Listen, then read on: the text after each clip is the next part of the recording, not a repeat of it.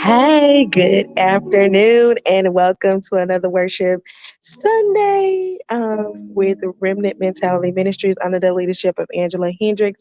I am Taylor McCoy, and I'm excited to lead you all in worship today. Like I always say, no matter where you are, just prepare your heart to worship God today, and let's lift Him up together. Amen. Now, everybody know this, so let's do it.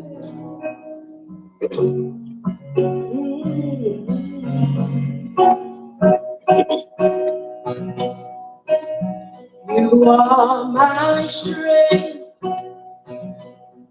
strength like no other, strength like no other. It reaches to me. Yeah. You are my strength, strength like no other. Strength like no other reaches to me. Yes, God. And in the fullness of your grace, in the power of your name, you lift me up. You lift me up,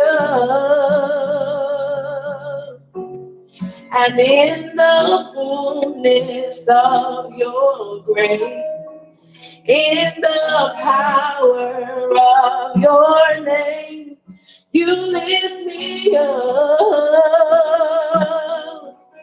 God, you lift me up. You are my joy, joy like no other, joy like no other, reaches to me. And you are my peace, peace like no other, peace like no other, reaches to me. Yeah. And in the fullness of your grace, in the power of your name, you lift me up. Oh, you lift me up. In the fullness of your grace, in the power of your name, you lift me up. God, you lift me up. So open the eyes of my heart, Lord. Open the eyes of my heart, 'cause I want to see you. Yeah. I want to see you. Whoa, open the eyes of my heart, Lord. Open the eyes of my heart, 'cause I want to see you. I want to see you, yeah, to be high and lifted up, shining in the light of your glory. Pour out your power and love as we sing, holy, holy, holy, to be high and lifted up, shining in the light of your glory. Why won't you pour out your power and love as we sing, holy, holy, holy, we wanna see you. We wanna see you. Yeah, we wanna see you. We wanna see you. Hallelujah. In the crushing, in the pressing, you are making new wine. In the soil I now surrender. You are breaking new ground. In the crushing and in the pressing, you are making new wine. In the soil I now surrender, and you are breaking new ground. So I yield to you and to your perfect hand. When I trust you, I don't need to understand. So make me a vessel, make me an offering, make me whatever you want me to be. I came here with nothing, and all you have given me, Jesus, bring new wine out of me. In the crushing, oh, in the pressing, you are making new wine. In the soil I now surrender, and you are breaking new ground. So I yield to you and to your perfect hand. And when I trust you, I don't need to understand. So make me a vessel, make me an offering, make me whatever you want me to be. 'Cause I came here with nothing, and all you have given me, Jesus, bring you out of me. 'Cause where there is new wine, there is new power, there is new freedom, and the kingdom is here.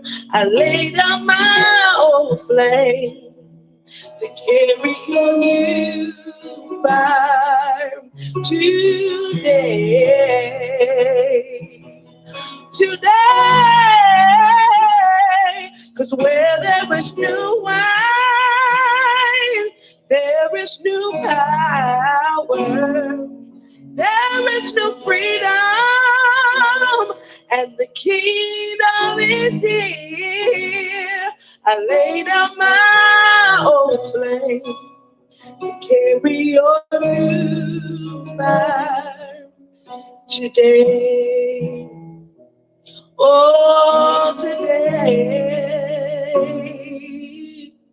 So make me a vessel, make me an offering, make me whatever you want me to be.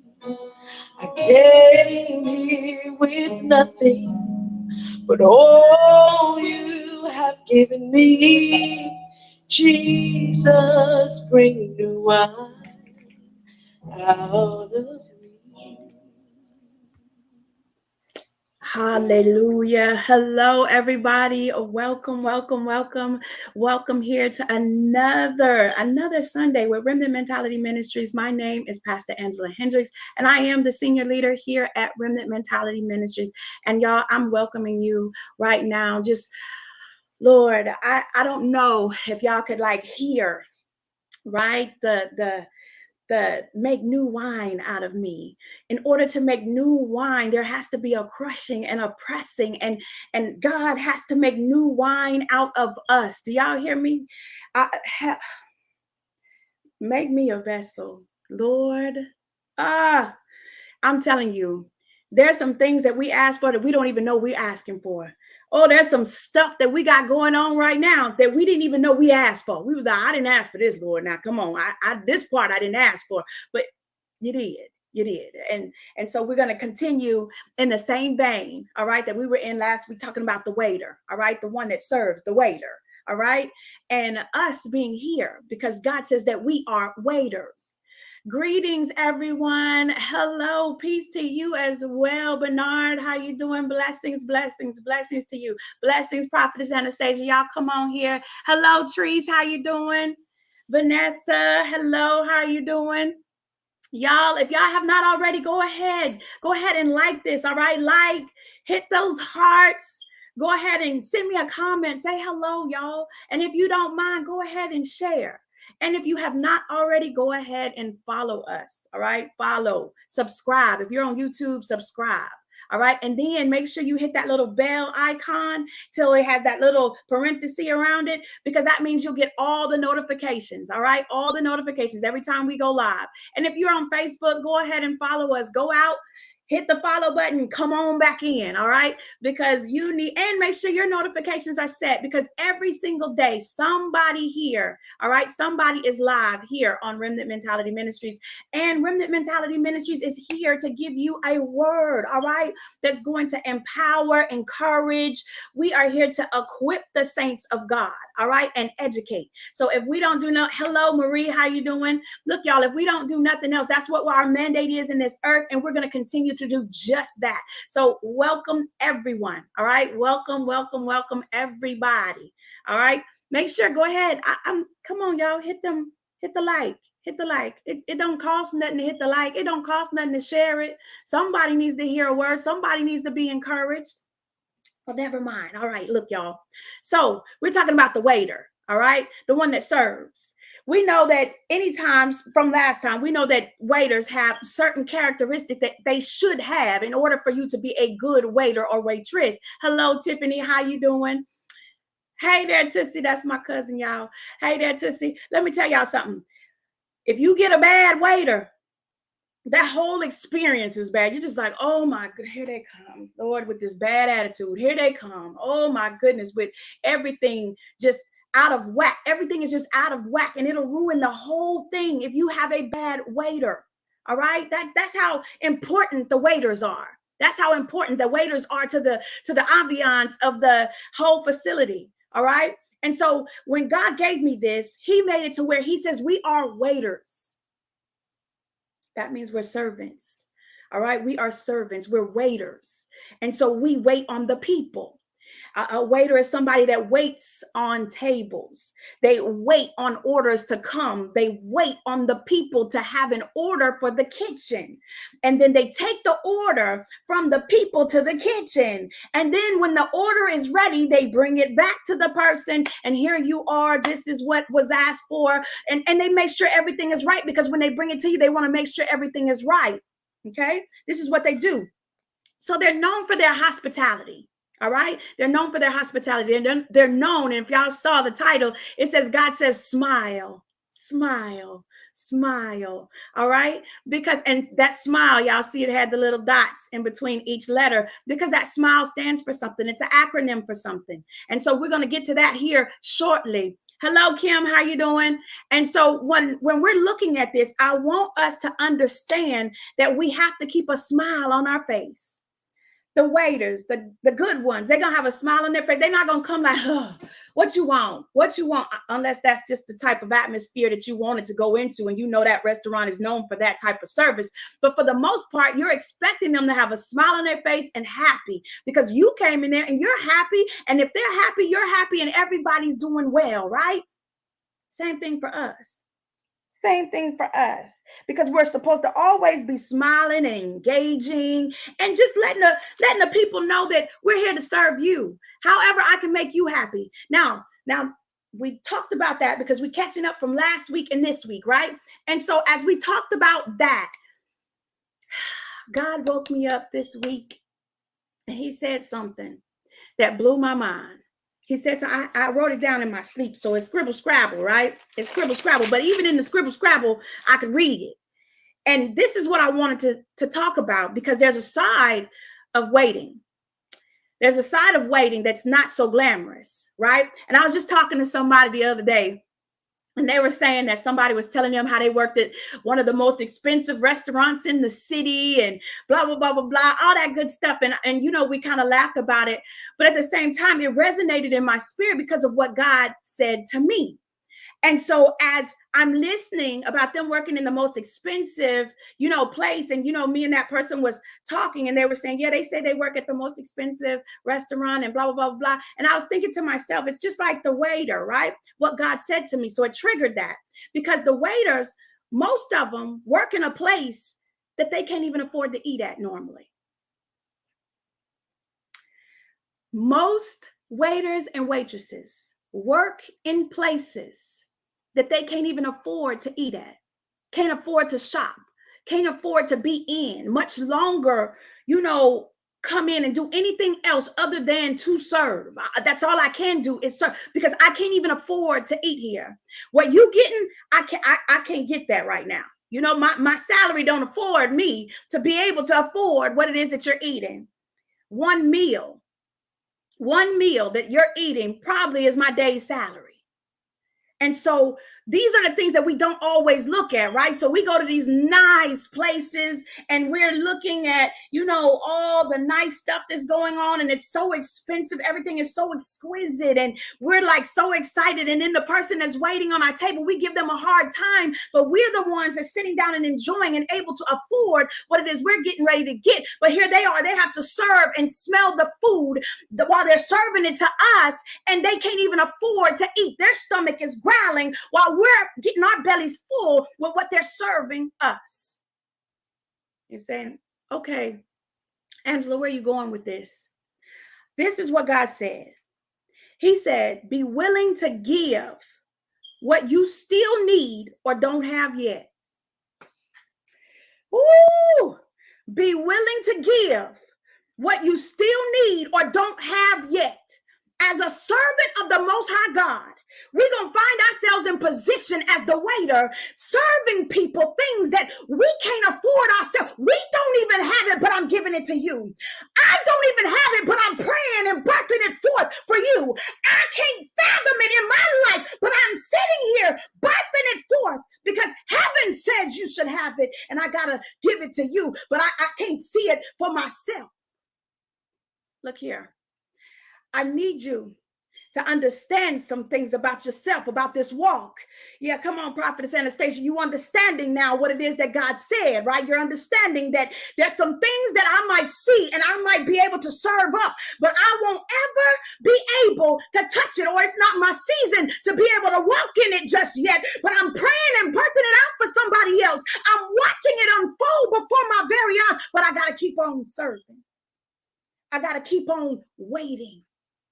We're seeing it happen for everybody around us. I'm serving it up. I'm telling you, I'm happy for you. Here you go. I'm happy for you. Here you go. But I'm not seeing it for myself, right? This is a part of the serving industry. You don't serve because you want things to be in return. I mean, because I'm sure they could eat there if they wanted to, because there's a thing called orientation, right? Come on. There's a thing called, well, wait. Okay, so there's a thing called orientation that they have. And in orientation, That's the time that they get to taste all the food. They put out a big, massive spread, and everybody that's in the orientation, they get to taste all the food on the menu. All right, because in the orientation, when you first come on board, they want you to be able to recite the menu, be able to tell the people how it tastes. They want you to be able to recommend some things to people. They want you to be able to help people out with this menu, but you can't help people out because we know you can't afford to eat here. But I'm gonna show you the whole menu. I'm gonna let you taste a little bit of everything so you can get in your spirit, in your system, what this tastes like. So when people come, you'll be able to help them out. And so it's like when we first get saved.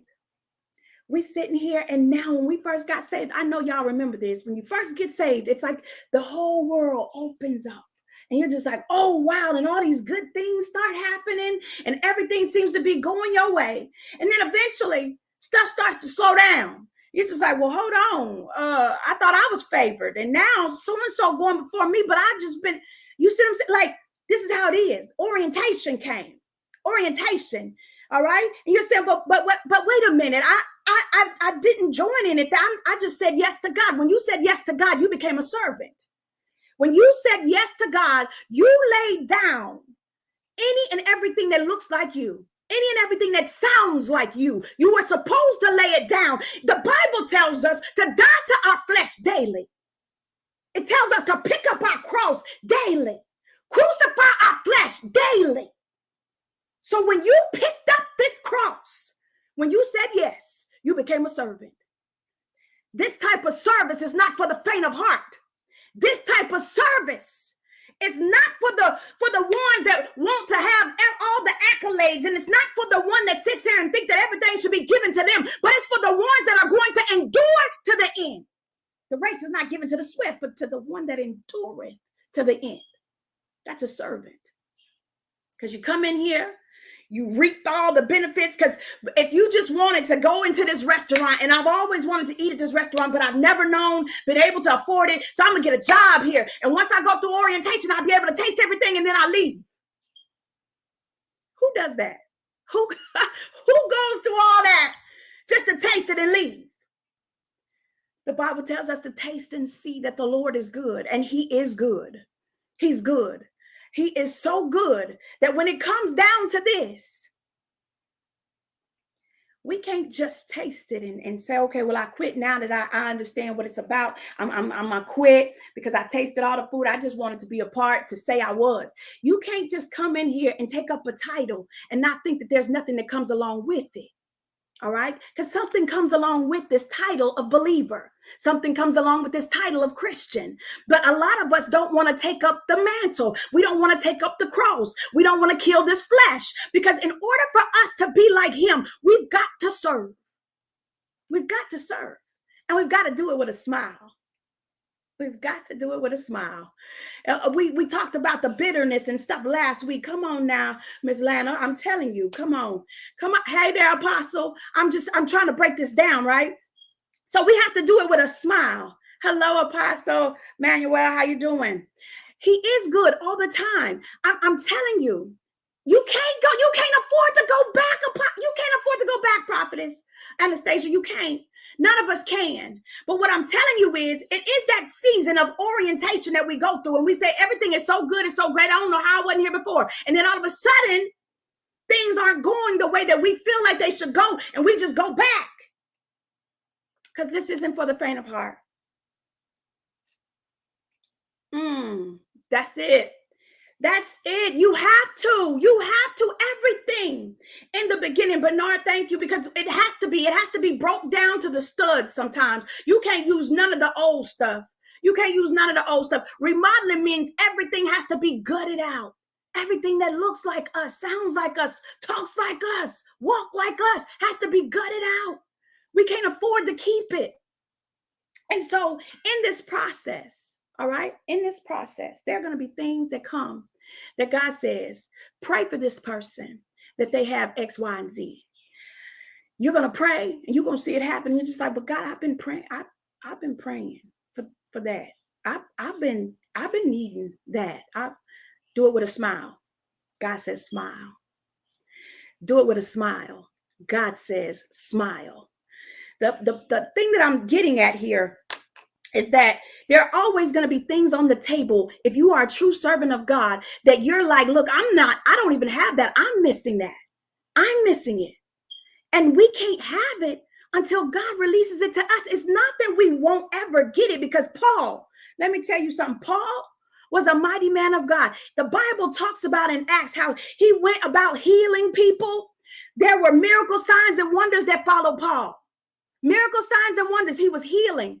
People were being delivered. The whole 9 yards, the whole shebang. That's in Acts. You go over to 2 Corinthians. By the time he go over to 2 Corinthians, Paul is talking about there's a thorn in his side. And he's approached God 3 times for this thorn that's in his side. There's something that keeps irritating me.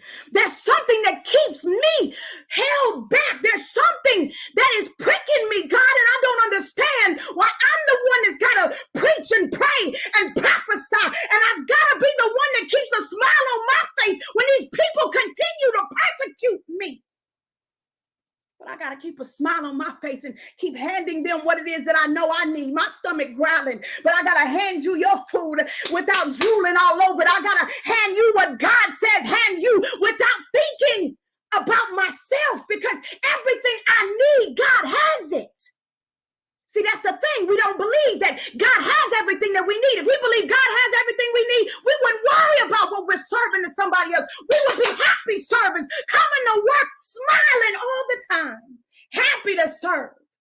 Because I understand that because I'm in this service, God has something for me. Man can't give me anything, but God has something for me. That's it. We have to learn how to appreciate what we have and have faith. That's it.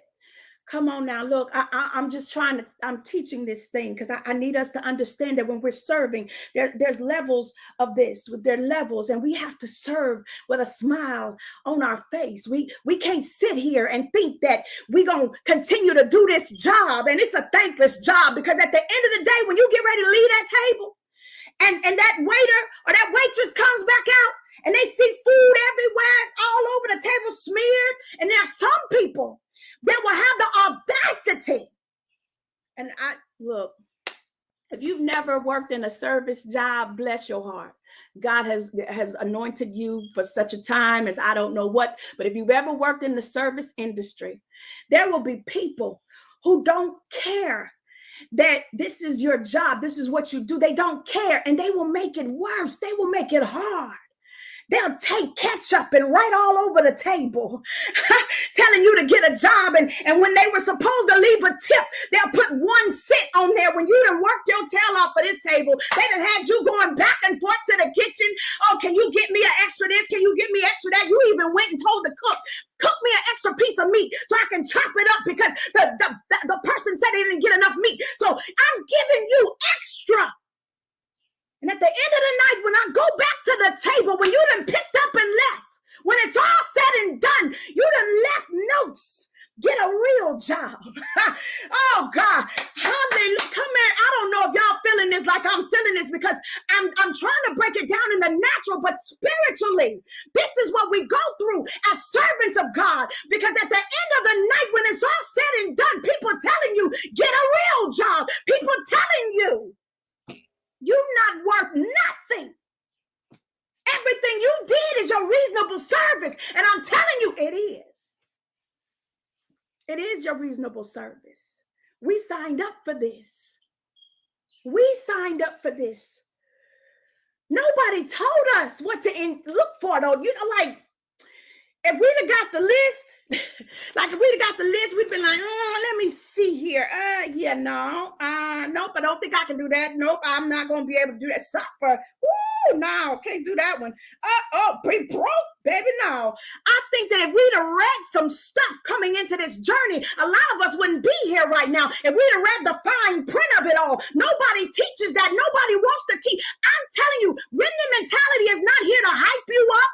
It's not here to do anything but encourage, empower, educate, and equip you for what life is talking about. So I'm telling you, this ain't for the faint of heart.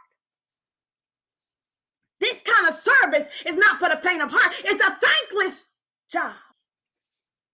It's a thankless job if we look for people to be our rewarder.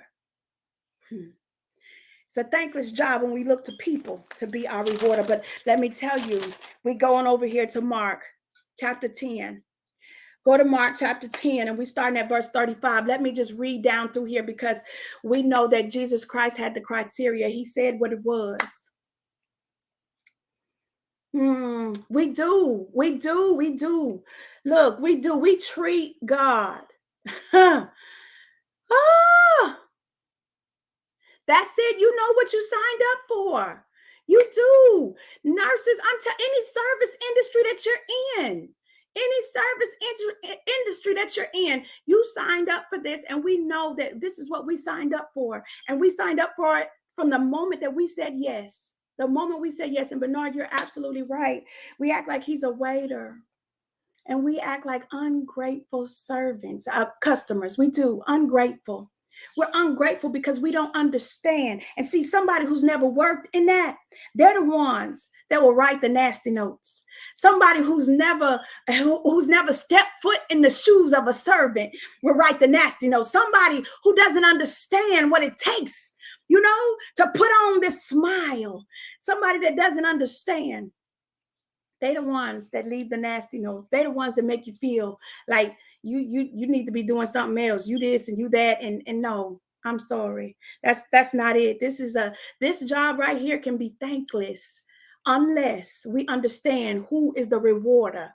All right. God is the one that rewards us. He is the one that does promotion. Promotion comes from above. It does not come from man at all. Promotion comes from God. The whole time I was in the military, I could not depend on man. I did everything in the eyes of man that I could do. But my promotion came from God. Period. That's it. I've worked in all kinds of jobs outside my pay grade. But God is the one that promotes. God is the one that promotes. So let's go on in here real quick here. Mark chapter 10, verse 35. James and John, the sons of Zebedee, approached him, talking about Jesus, and said, "Teacher, we want you to do whatever we ask you." "What do you want me to do for you?" he asked them. They answered him, "Allow us to sit at your right and at your left in your glory." Because this is the time when Jesus was getting ready to go into Jerusalem. And so the disciples were still thinking that, oh, he's going to go in and he's going to overturn everything and he's going to take up his kingdom and free all the Israelites. Okay, so that this is what they're thinking, not understanding there's going to be something that happens, but it ain't what they thinking. And even though he's told them over and over. And so verse 38 says, Jesus said to them, "You don't know what you're asking." How many of us didn't know what we were asking when we said yes? Come on, y'all. It's okay. We thought we was coming into something new and nothing bad could ever happen to us again because they made it sound so great and so marvelous on the other side. How many of y'all got that message when you got saved? Yeah, it's gonna be so good over here. So good. Who got the real message? Like, this thing ain't nothing to play with. Who got that message? I didn't get that message when I got saved. I didn't get that message. But he goes on and he says, "You don't know what you're asking. Are you able to drink the cup I drink? Or to be baptized with the baptism I'm baptized with?" Let me tell you something about drinking of this cup. Let me tell you about being baptized and what this is. So when he's talking about you don't know what you're asking for. Do you really think? Come on, Miss Lana. Thank you, Miss Lana. I got a witness. Hallelujah. I didn't know. There was no fine print to the contract. I said yes, and next thing I know, it was like, oh, come on, Prophetess Anastasia. Come on. I'm glad I got some amens over here because I sure didn't know. Come on, that's it. Nothing. It's over. It's over. It's over. I don't have no more problems, no more troubles, because God got it all, and he ain't gonna shoot. The devil is defeated, and it's still true. But we understand differently now. We understand differently what that means now. We understand differently, but when we signed up, we didn't know. And now we finding out. So anyway, when we're talking about drinking of that cup, when Jesus was talking about drinking of that cup, I think that part kind of eluded John and James, because when he talks about drinking of that cup and being baptized with the baptism that he's baptized with, he's talking about the fact, and I had wrote this down. It says, can you go through the terrible experience I have to go through? Can you drink the cup of my agony and pain? Can you bear the baptism of my sufferings? When we're talking about drinking, that means internal suffering, heartbreak. That means internal things happening. That's the internal suffering and the terrible sufferings from the inside that you'll have to go through, because Jesus suffered on the inside. It pained him to see Israel in the shape that it was in. It pained him to see Israel so keen on taking his life, even though he understood. But it pained him that his people were so full of themselves. It pained him to see them in this condition. And so there was heartbreak in there. The agony that was going on internally. He says, can you drink this cup? Can you suffer through heartbreak? Can you have your family coming against you? Can you have your wife or your husband coming against you? Can you handle that? Can you handle your job coming against you? The heartbreak of having all that stuff coming against you. And then on top of that, can you be baptized with the baptism of the terrible things that are going to happen to me? Do you really feel that you can take the physicalities that come with this? Because there are going to be things that come up against you. There are diseases and there are pains in this body, this earthen vessel that come up. Will you really be able to take the persecution because you just said, I want Jesus? That's it. We can't even take the word no. But when we said yes to God, that's what we did. We raised our hand to serve in spite of. We said, yeah, we'll drink the cup. Yeah, we'll be baptized in the baptism of whatever you had. That's what we said. The internal pain, the external persecution and pain. We can't, I don't know that we understand, but there's going to be some stuff that you're going through. There's going to be disease that has not left your body, but you're praying for somebody else's to leave. There's going to be some pain and aches in your body, but you still got to get up and do what you're supposed to do, because this is what God has birthed you in this earth to do, with a smile on your face. I'm just trying to make it plain. I'm trying to make it plain because, the Bible talks about that to whom much is given, much is required. And I'm telling you, that's it. That's it. Come on, Apostle Manuel. That's it. I'm telling you, when we get this thing down on the inside of us, that the present sufferings cannot compare. Come on, that's why we need this Bible. That's why we need this word in us, because we have to be able to bring this word up when we see everybody else being blessed. We see everybody else being healed. We see everybody else doing and being what we thought that we were supposed to do and be, but we still sitting here with a smile on our face, serving. Because that's all you're supposed to do, serve. That's it. It does. His grace makes the struggle look easy. But the struggle is, come on now. I'm just saying, this is where we are right here. They didn't know what they were asking for. They didn't understand the fullness of what was getting ready to happen. They thought that they were trying to get a good leap on the other disciples by getting in. Like, oh, can we sit to your right and your left hand?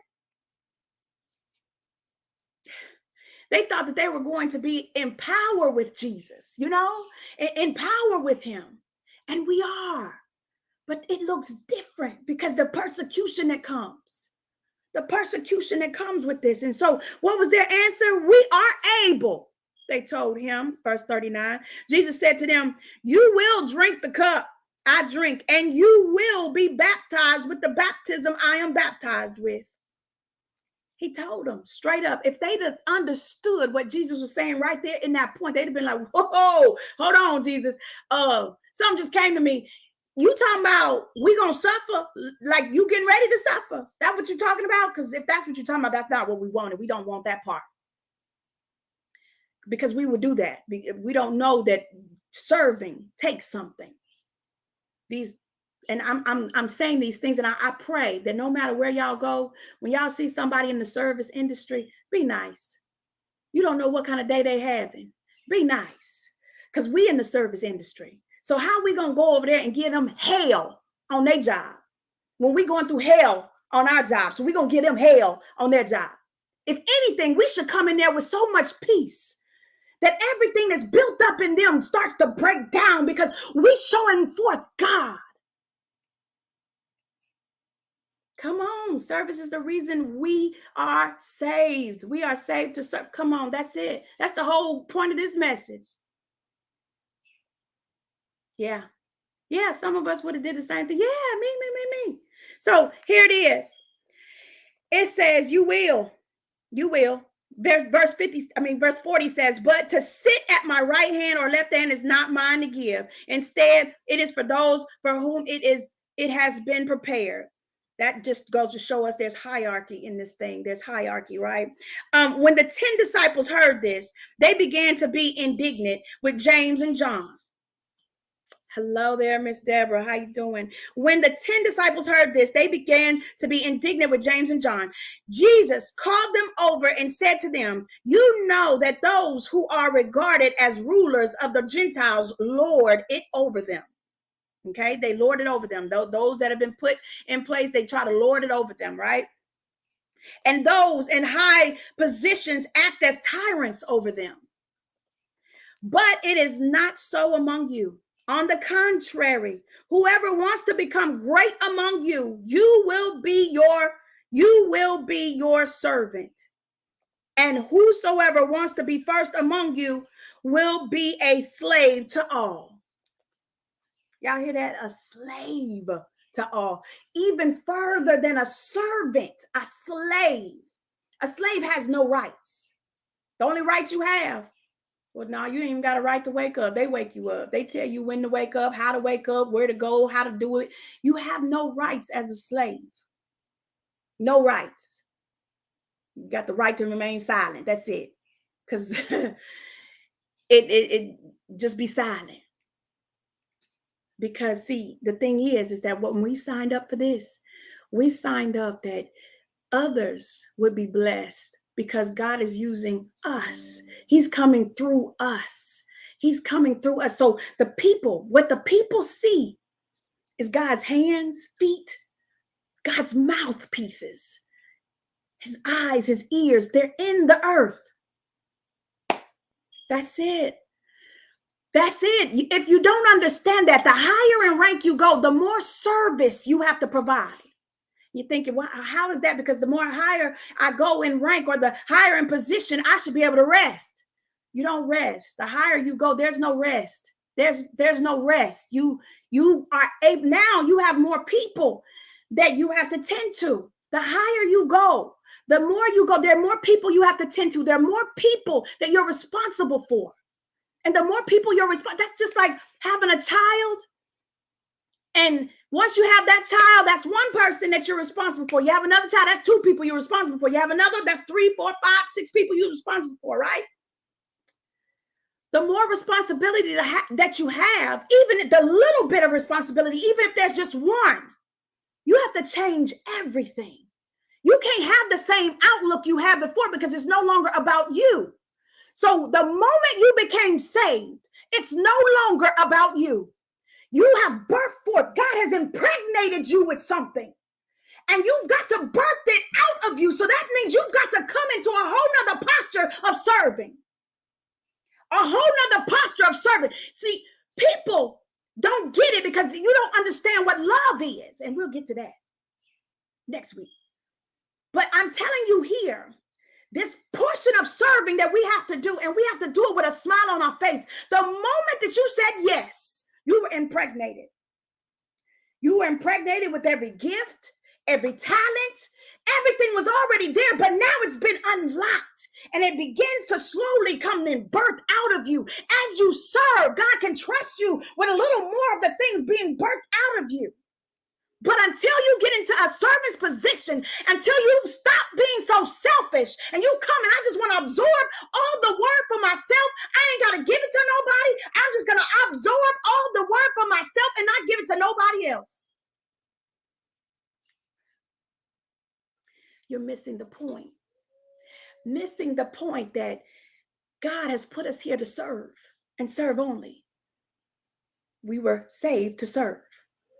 And so at this point, I want to just bring up to y'all what this word smile means, because this is what God told me. And I wrote it down, like I said, in my sleep. I wrote it down. He said, smile. When you're a waiter, you smile. You have to smile. God says smile. So I said, okay, God, smile. You know what? What do you mean? And he says, show me in life's events. Did you hear what I said? Show me in life's events. Everything that pops up, no matter how bad it gets, show God. That's the smile. As a waiter, as a servant of God, no matter what's going on, smile. Show forth God. There's no reason for us to get people to feel bad for us. There's no reason, as Bernard was saying, we have to do this in grace, right? Because of the grace of God, it looks easy, and it's not easy. When they come out there and they balancing four or five plates coming all down their arm, and they start and they drop not one piece of anything, and they put it on the table and they're serving it to you. Do you know how much skill that takes? I wouldn't be able to do it. I'm just saying I wouldn't be able to do it. But that's a talent. They're exerting their talent for you. They're coming and serving you. They can't afford the food that you ordered, but they serving you with a smile on their face because they represent the company that they work for. So if they come with a bad attitude, you're going to leave a bad review. You're going to say, you know what? The servant had a bad attitude. I don't like the atmosphere. The atmosphere was terrible because the servant was so nasty. We don't want people coming into the household of faith. They're supposed to be a hospital. And when the people come in, all we got is a frowned up face because we don't know how to serve. Because I had an argument this morning before I hit the church grounds at my house because I didn't find the shirt I wanted to wear. Because whatever the case may be, wherever we go, you better put a smile on your face. Because God says smile. Show him in every event, every life event that comes, show him. Not you. Don't show your face, but show God. Because the moment we begin to just show us, people going to turn back. People going to turn back. So I'm telling y'all today that we have to serve. We have to serve with a different face. We have to serve with a smile. Show God. Show him everywhere. Everywhere and in every situation. This last verse says here, verse 45 says, for even the Son of Man did not come to be served. Come on now. Who? The Son of Man did not come to be served, but to serve and to give his life as a ransom for many. If you thought that you were coming in here into this, come on, that's it. Serve, even in, come on. That's it. Why? Why? Y'all already got this message. I didn't know if it was getting over on y'all. I didn't know. But we're supposed to show him in every life event. That's it. Smile. Show him in every life event. I'm telling y'all, if we can get this, it says that the Son of Man did not come to be served, but to serve. Who do we think we are? That the moment that we raised our hand and said yes, that it wasn't for us to serve. We're supposed to be served now. Who told us that? Who told us that our life's mission is to sit back and do nothing? We got too many people sitting on their hands doing nothing. A wealth of knowledge, talents galore, but don't use now not a one of them. Why? because they used to being served. They got a privilege. You know, there's a privilege about you. You don't even, I go to the restaurants and I'm wiping the table down. I go and I wipe the table. I want to make it as easy as possible for them. I'm trying to stack the plates, and I know people like, you ain't got to do all that. You ain't got to do all that. But if you understood the battle that's raging, if you understood, I'm not the only table they got. You think I'm just trying to get us to understand that God wants us to serve with a smile on our face. God says smile. When God says smile, that's all we need. If we don't do anything else in our life, go to work with a smile on your face. Go to work and smile. Go to school and smile. Look, I know it's bad. You don't understand. Yes, come on, Kim. That's it. Ha! That's it. The laborers are few. The laborers are few. And how is this? The harvest is great and the laborers are few. Why are there so few laborers? Because we gotten entitled. We pick up this title of Christian or believer, and we think there's nothing else we're supposed to do. Nothing else. But we serve. Yeah, we serve. That's what we do. We serve. So if you find yourself, it's not about us. It's not, Treese. You are absolutely right. It's not about us. And if we make it about us, we won't get anything done when we make it about us. We'll sit on our hands and we'll get nothing done. If we're sitting on our hands, the Bible tells us that anybody who puts their hand to the plow and look back is not worthy. How can we put our hands to the plow and we're sitting on it? We're not getting nothing done. We're not getting anything accomplished when we sit on our hands. I know it hurts. I know there's internal pain because you drank the cup. I know there's external pain because guess what? You were baptized in the baptism of Jesus Christ, the same one that he was baptized with. So yes, there's internal pain. There's external pain and persecution, suffering, turbulence, just terrible things going on. But God says, smile. I can't say anything else but smile. If Jesus did not teach us anything else, he should have taught us how to serve. It hurt him to see the condition of the faith of his people. It hurt him to see that even when they walked with him, they still did not get it. I'm here with you right now. What will you do when I leave? I'm not going to be with you always. I need us to smile. Regardless of what's going on, smile. Regardless of what's hitting you from the outside, smile.